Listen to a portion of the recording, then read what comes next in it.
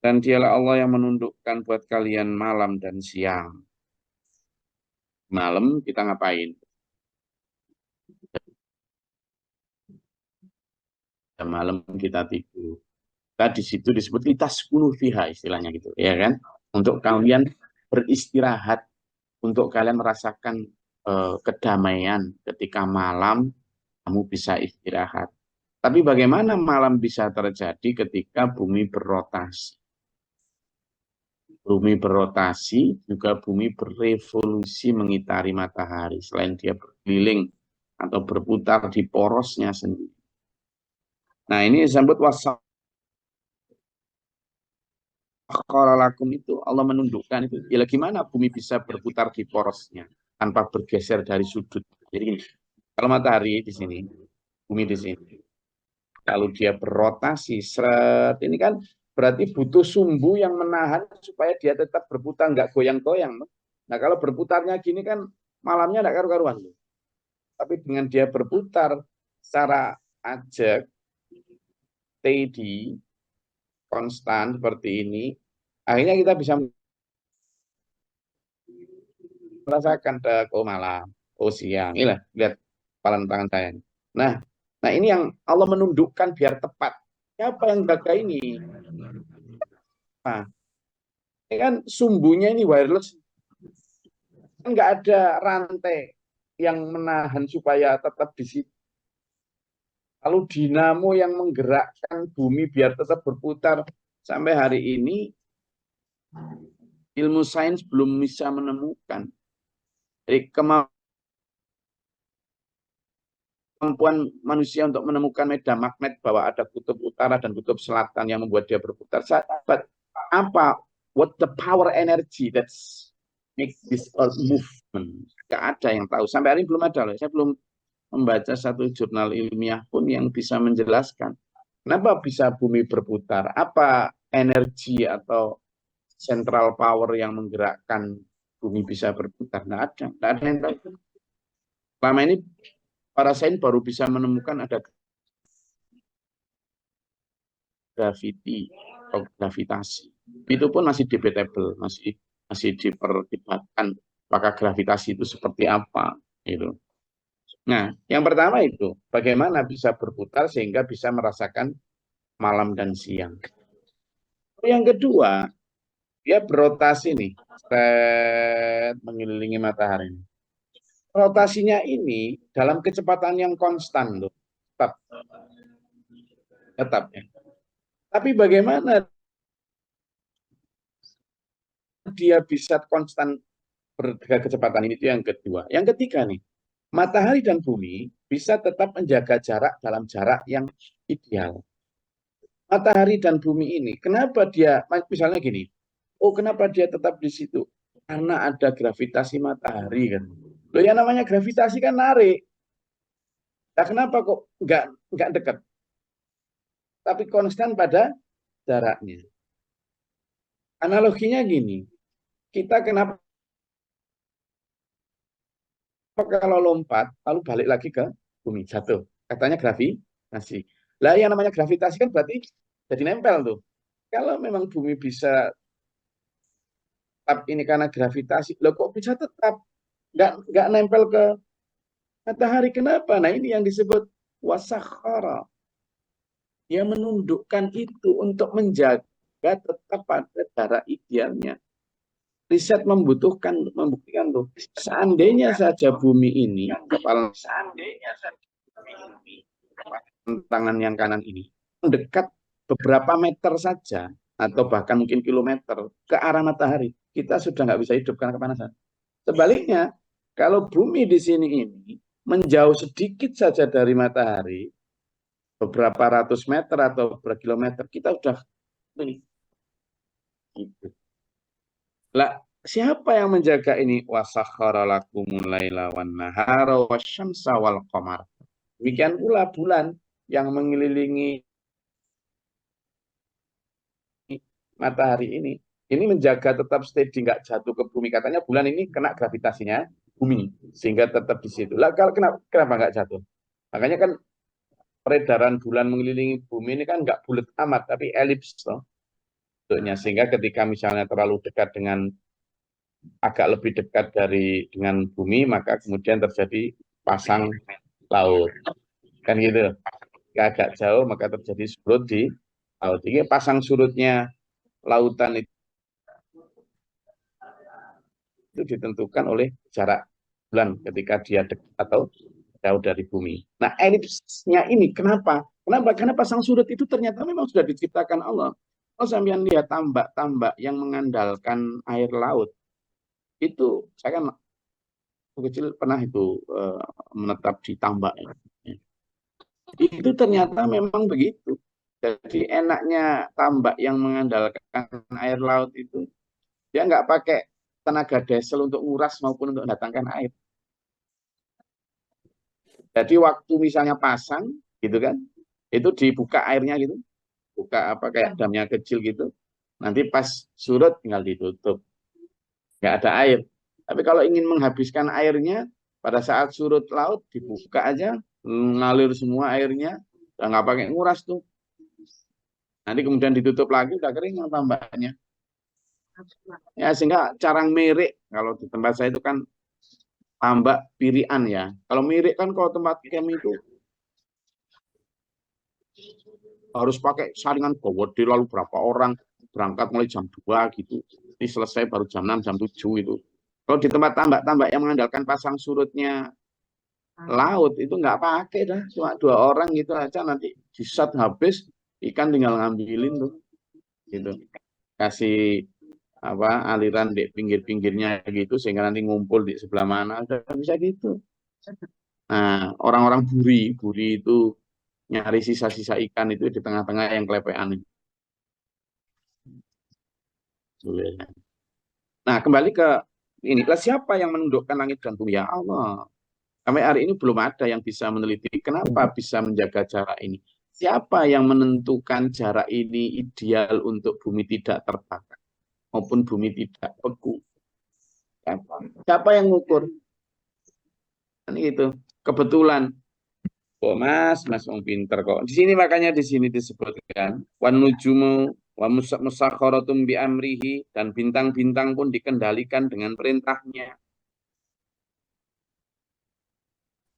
Bi amrihi itu kan amrun itu kan urusan ya dengan perintahnya, dengan manajemennya lah istilahnya gitu. Coba manajemen kosmisnya Allah gitu ya apa coba hebatnya. Gitu loh. Ya, makanya ngaji itu menyenangkan itu karena kita kemudian menjadi hamba Allah yang lebih apa? Yang lebih tawaduk. Kita itu lu siapa di hadapan konstelasi bintang watak manusia yang namanya bintang-bintang Cancer, Sagittarius. Kamu apa sih? Aku Libra. Kenapa? Virgo. Aku percaya dikasih orang kayak gitu anak muda itu tuh sama itu. Kamu kenapa sih kok gampang bosan? Aku loh Virgo. Apa maksudnya? Ya, jangan percaya ramalan-ramalan bintang kayak ini. Ini maksud di sini dengan wanujumu musakharatun bi amrihi dan bintang-bintang yang beredar atau itu berada di dalam kendalinya Allah. Bintang itu yang namanya matahari dulu. Matahari itu bintang. Matahari ini kalau dilihat dari tata surya yang lain ya bintang klip-klip gitu loh. Jadi dulur-dulur kita yang ada di planet lain di matahari lain lihat bintang kita matahari ini ya klip-klip bagi mereka ya bintang yang ada di angkasa. Dulur kita banyak, saya sering kenal sama mereka, saya sering berkunjung mereka. Gitu. Dulur kita banyak, jadi dan sampai sekarang ilmu sains juga sudah sering membicarakan adanya kehidupan paralel ya. Jadi kehidupan paralel itu gini, ya. Kehidupan paralel menurut para ilmuwan itu adalah kehidupan yang ada tata surya lain di galaksi lain mungkin atau di dalam galaksi kita yang sebenarnya hanya mirror. Jadi kayak kaca, di kaca maksudnya.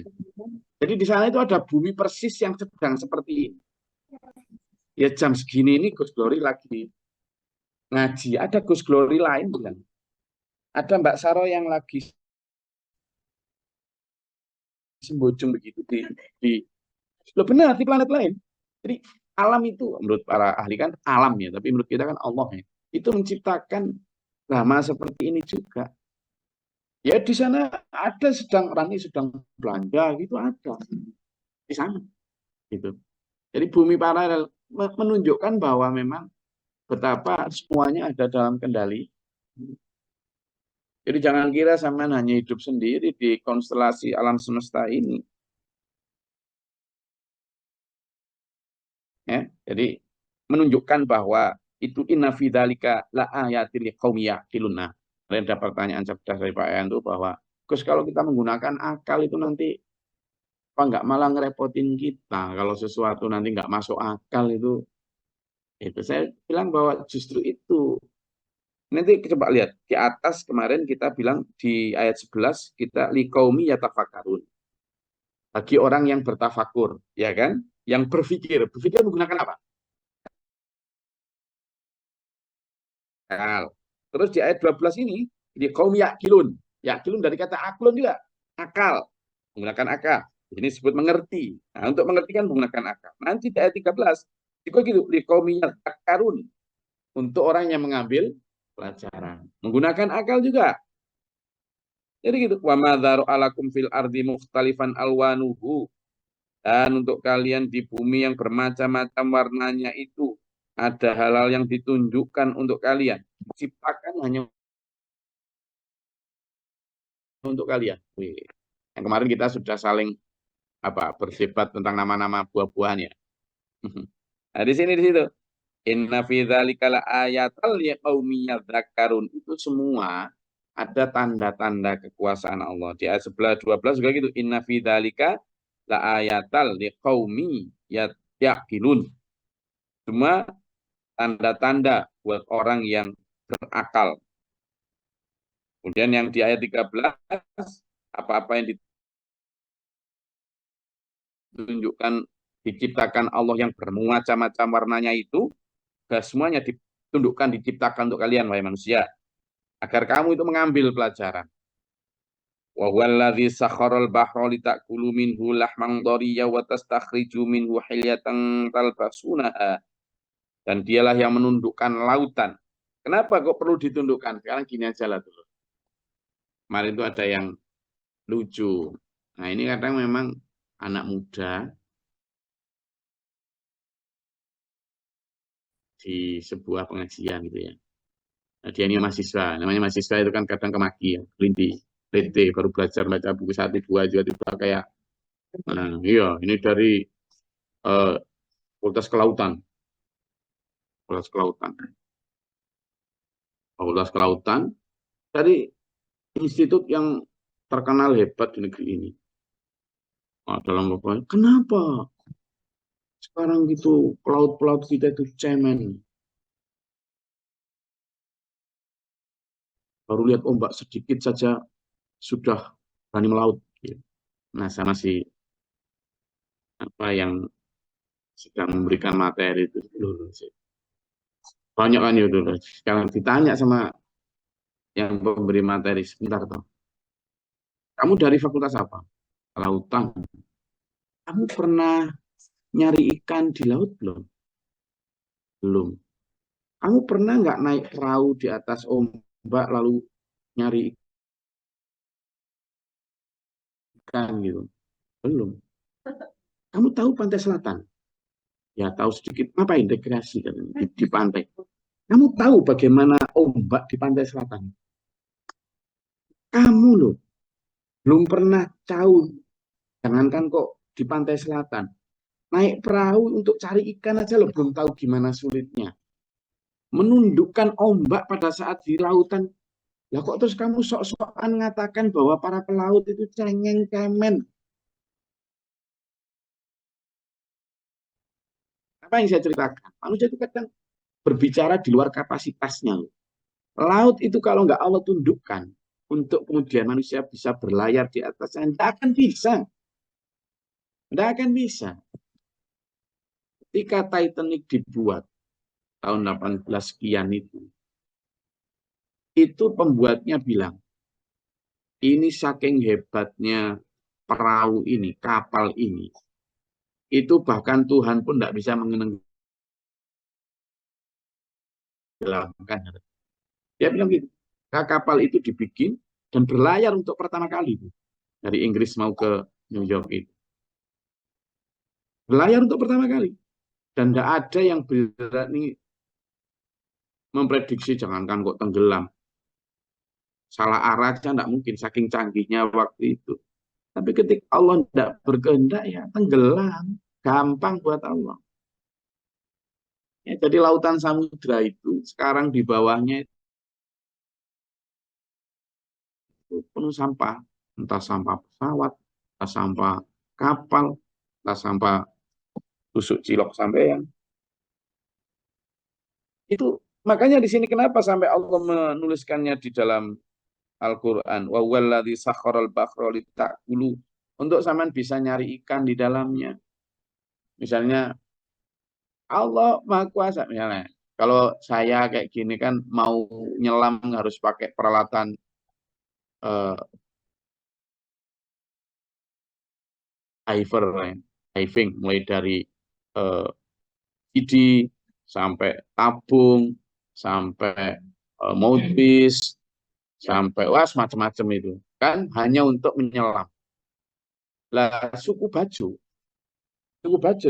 itu di eh, itu dia bisa nyelam tanpa apapun lebih dari 15 menit.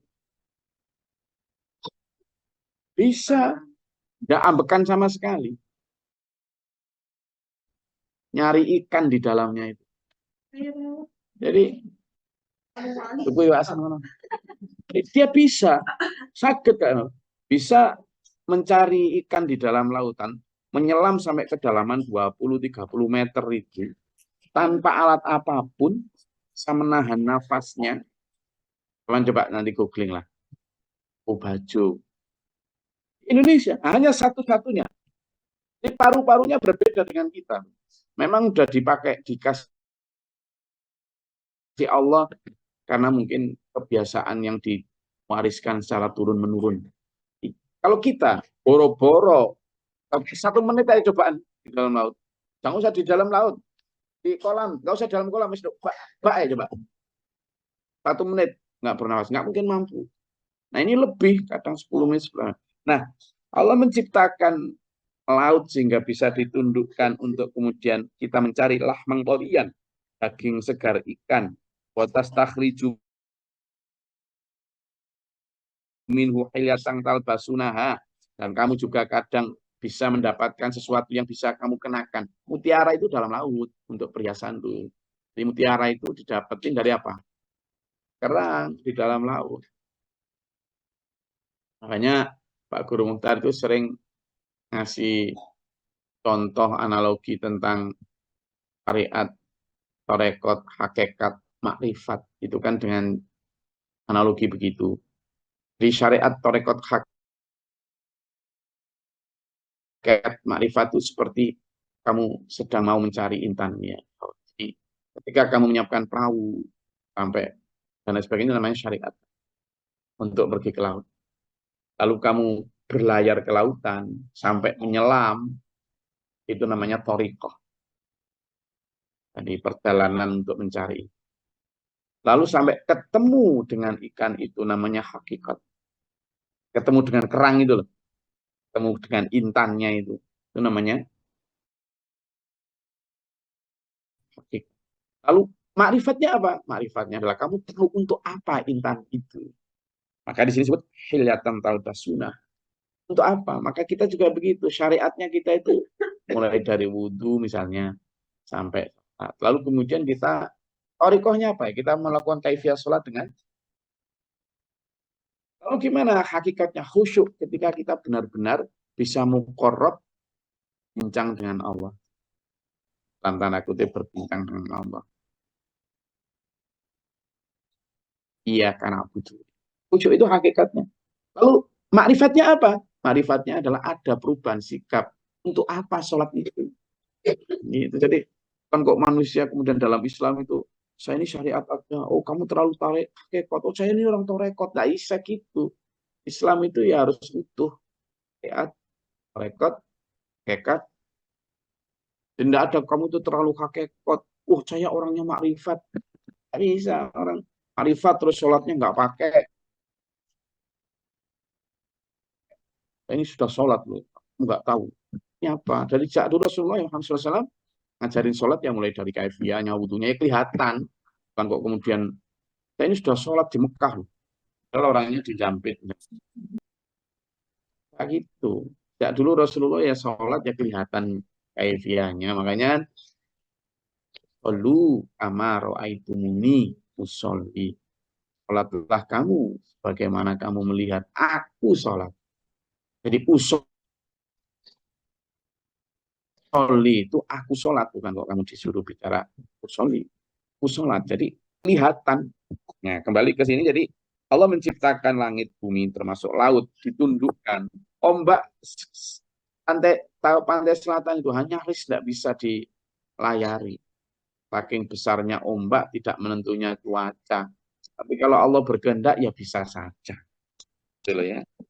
Itu termasuk misalnya ya di eh, dalam lautan itu ada arus loh. Di dalam lautan ada arus. Bagi dulur-dulur yang kemarin ikut saya untuk mengibarkan bendera di dalam laut itu, bahkan di laut yang atasnya terwampak tenang, di bawah itu kalau kita nggak pegangan alat yang di bawah katut, besi yang sudah ditancapkan kemarin ada yang lepas. Harus kuat banget di dalam. Lah kenapa orang bisa nyari ikan tetap? Karena Allah yang berkehendak untuk memberi rezeki lewat itu. Fatarol fulka mawakhira fihi walita betagu min fadlihin. Sama ya. Jadi Allah juga yang mengizinkan perahu itu berlayar dulu sebelum ada mesin. Orang menggunakan angin untuk berlayar ke sana kemari. Nah, siapa yang meniupkan angin itu? Oh ya, perbedaan antara tekanan di tempat A sama tekanan B sehingga membuat angin bergerak. Ya, ya, itu kan setelah sampean teliti. Tapi siapa yang membuat tekanan berbeda? Kan? Gitu. Dan kamu mencari karunia wala'allakum tashkurun. Terakhir nih, berarti sampean fungsinya apa sih kata Allah? Biar sampean bersyukur, biar sampean dan saya ini menjadi pribadi yang bersyukur. Dari semua nikmat Allah itu seringkali kita lupa, lupa untuk mensyukuri, lupa untuk alhamdulillah, lupa. Karena kita anggap sama, misalnya oksigen yang kita hirup ini. Teman kan hanya peduli dengan ya opo gimana caranya foto sampean tampak glowing di TikTok, Instagram. Dulu. Kamu kalau misalnya nggak ada oksigen gitu, fotomu di Instagram kayak gimana? Jadi jenazah toh. Kamu gitu loh, saya sama anak-anak muda itu, Pak. Enggak, kamu kok hanya yang kamu peduliin itu di like orang berapa, di share. Kamu tuh lo mau ngapain? Like miring. Itu loh, bersyukur atas oksigen dulu itu. Bersyukur atas air, bersyukur atas mata yang diberikan Allah kepadamu itu. Sampai marahin ibunya hanya karena minta seperangkat skincare nggak dibeliin. Nggak bersyukur dulu dilahirin ibunya, nggak dipencet pas kayak cilik itu. Jadi la'allakum tashkurun di akhir itu manusia bersyukur tuh. Sekarang ini kan dunia makin sempit, makin nggak nyaman tuh karena manusia kurang bersyukur. Kalau Allah menciptakan alam ini pasti cukup untuk manusia berdayanya. Asalkan manusia nggak rakus, asalkan manusia mampu bersyukur. Setelah itu, monggo kalau ada yang mau disampaikan.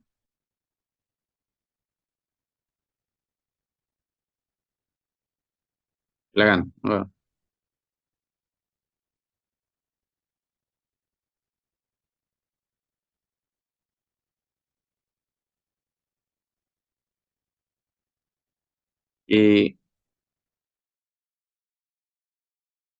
Buka mikrofonnya kalau ada yang menyampaikan pertanyaan atau tambahan atau silakan.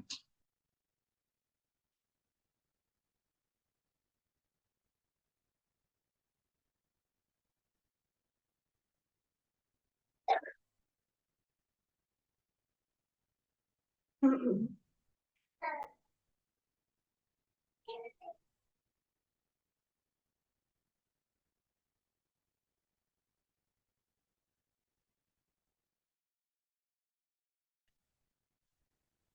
Gus. Silakan. Ya, Assalamualaikum warahmatullahi wabarakatuh. Sebelumnya, terima kasih Gus atas penyampaian materinya dan lain sebagainya. Mungkin ini agak, nggak, yang pertanyaannya Rahman mungkin agak nyerempet atau tidak, mungkin kurang tahu. Tapi terkait dengan, tadi kalau nggak salah itu kan membahas tentang sumber daya alam ya Gus. Nah, saya itu sebenarnya kepo.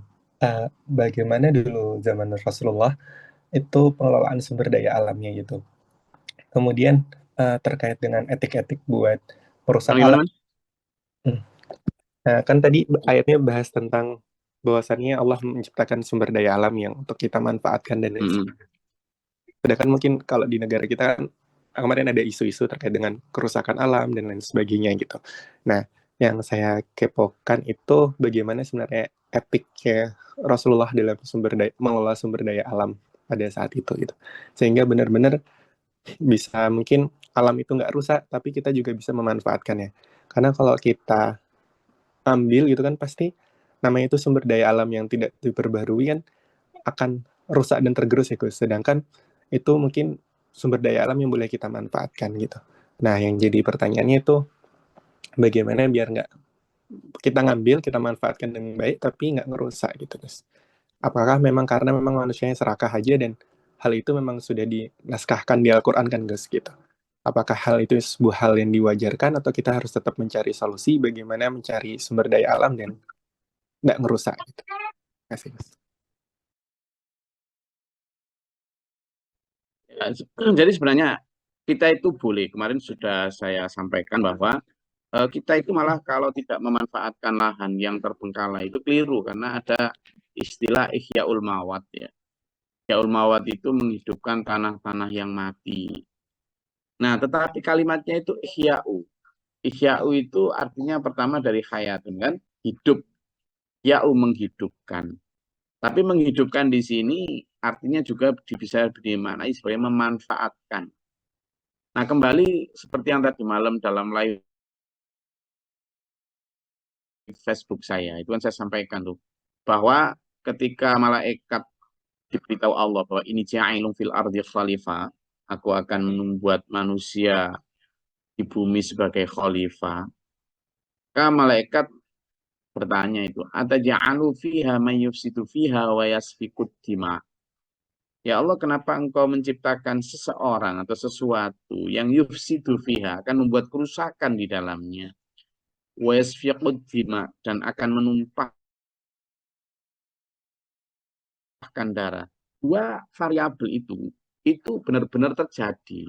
Apa yang diprediksi malaikat bahwa manusia akan menumpahkan darah dan merusak bumi itu diprediksi malaikat beneran itu terjadi. Nah, kenapa terjadi? Karena manusia tidak memahami makna khalifah. Khalifah itu bukan sebagai penguasa. Khalifah itu bukan sebagai explorer saja. Khalifah itu sebagai pemelihara, sebagai pelestari. Meskipun di dalamnya ada pemanfaat juga.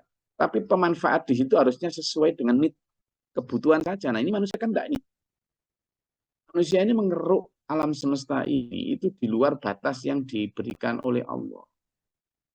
Kalimatnya Allah jelas, la tufsidu fil ard. Janganlah engkau merusak, jangan engkau berbuat kerusakan. Padahal di sisi lain, fangtashiru fil ard. Kamu bertebaran di muka bumi untuk apa? Wabdagi min fadlihi. Taruhlah karunia Allah. Tapi ada batas di situ. Kamu silakan cari karunia Allah, tapi jangan dengan merusak kan gitu. Kan di masa Rasulullah Muhammad SAW, seperti yang ditanyain Mas Rahman tadi, sejak awal bahkan ya, larangan untuk merusak alam itu disimbolkan misalnya ketika ikram. Ketika ikram itu kan dilarang, kan nyabut rumput saja loh. motong pohon, membunuh binatang. Yang awalnya berburu boleh itu loh. Di waktu Islam tidak. Itu menunjukkan bahwa Allah sudah memberi sinyal bahwa ibadah ritual berupa haji sekali itu berhubungan dengan ibadah yang sifatnya environmental, lingkungan. Nggak ada tempat lain begitu. Gitu. Jadi yang boleh disembelih pada saat kurban itu aja sudah menunjukkan ada seleksi alam, tidak kemudian semua binatang boleh dibunuh. Kenapa? Karena kalau itu nanti kebutuhan daging juga meningkat terlalu tajam dan itu juga akan membuat lapisan ozon bolong. Jadi sudah sejak awal. Nabi Muhammad SAW juga menyatakan Ihya Mawat itu menghidupkan tanah-tanah yang tandus itu dengan penanaman, dengan penanaman. Bahkan pada saat Rasulullah membuat garis-garis tentang hukum perang, itu di dalam peperangan juga gitu. Jangan kamu merusak rumah, jangan memotong pepohonan, kan gitu. Jadi hal-hal itu menunjukkan bahwa silakan kamu mengeksplorasi alam sebatas pertama kehidupan. Yang kedua sebatas bahwa kalau sudah begitu tumbuhkan lagi. Gitu. Makanya kalau kita ini hidup berdasarkan kebutuhan, nggak akan serakus ini. Nggak akan serakus ini, Mas Rahman. Misalnya ya, kalau hidup kita itu sederhana, tentu kebutuhan kita akan listrik. Itu juga nggak banyak. Mulai dari kipas, mulai dari TV, mulai dari AC, apa segala macam. Kadang memang kita membutuhkan hal-hal itu, tapi tidak sebanyak ketika kita menginginkan hal itu. Ketika listrik kita naik, maka energi yang dibutuhkan untuk pembangkit sumber daya listrik juga naik. Padahal sumber daya listrik kita itu rata-rata masih berdasarkan sumber daya yang tidak terbarukan. Gitu. Jadi masih berupa fosil, entah itu berupa minyak atau berupa batu bara. Masih seperti itu, masih sedikit yang dari pembangkit daya air maupun dari angin. Nah, kalau batu bara yang dikeruk akibat kita terlalu banyak listrik yang kita konsumsi, ya batu baranya nanti lama-lama habis. Apakah tidak boleh sama sekali? Boleh. Tapi kalau seandainya itu kita lakukan, misalnya batu bara setelah dikeruk, kemudian tutup lagi dengan apa? Dengan eh, material yang lain, lalu kemudian tanami pohon di atasnya dan sebagainya. Alam lestari. Tapi ini enggak, sekali keruk, ya nanti kan saya kalau tanami lagi. Nah, pohon juga gitu. Sebenarnya ini kan dikasih akal itu untuk menciptakan sumber-sumber ekonomi tanpa harus merusak alam. Saya paling tidak setuju dengan penebangan hutan itu. Sebatas tertentu ya, kayak misalnya kebutuhan penduduk situ untuk bikin rumah, itu tidak apa-apa. Dan itu tidak akan mengurangi sama sekali kalau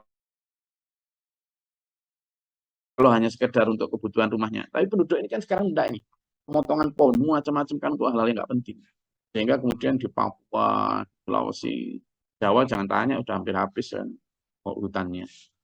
Sehingga suhu bumi makin panas, ya pantas pohonnya dihabisin.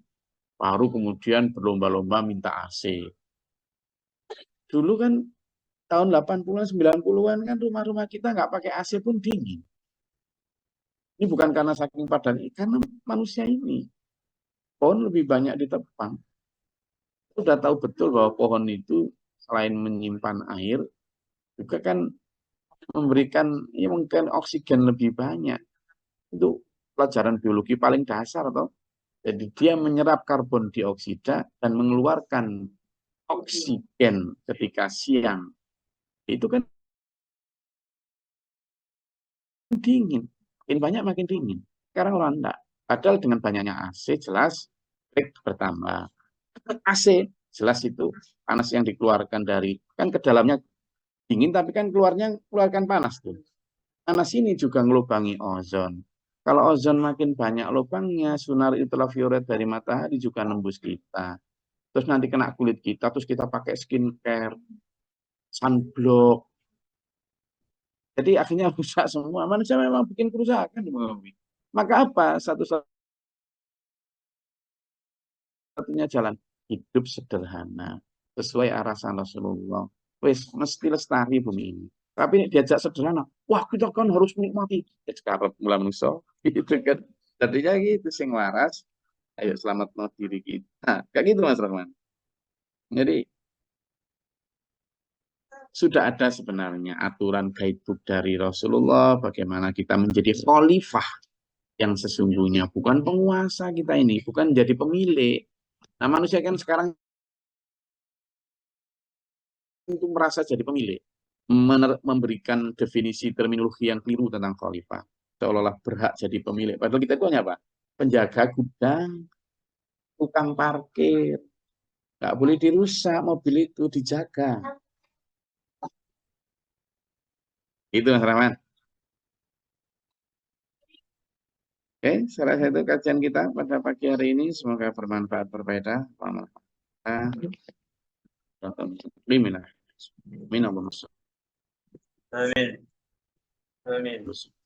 Allahumma fil mu'minin wa barik lana fi ma ta'tina syarra ma qadait fa innaka taqdi wa la yuqdalik. Astaghfiruka wa atubu ilaika. Amin. Allahumma da'ana al-bala wal waba. Rabbana natina wa lina sa'bina min rabbana wa la tajna alina. Rabbana man afaktubna ma syahidin rabbana la tuzigh qulubana ba'da idh hadaytana wa hab lana min ladunka. Amin. Allahumma wa barik lana Amin. Amin. Rabbi a'udzu bika min hamazati syaitan wa a'udzu bika rabbi yahdurun. اللهم تعالى نبغى بك اللهم انزل علينا رحمة بيدك الأمطار والرحمة. اللهم افرغ لنا صبر وثبت دماءنا وانصرنا من الكافرين. اللهم فاطر السماوات والارض. أعوذ بك من شر الشيطان الشرير. أعوذ بالله من سوء البلاء والغدر الشقاء وسوء القضاء شماتة الأعداء. اللهم صل على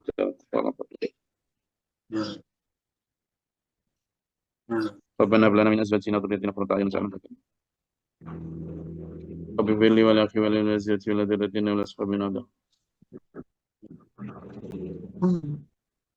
أنا ربك رب العزة عما يصفون سلام رب العالمين. والسلام عليكم ورحمة الله وبركاته.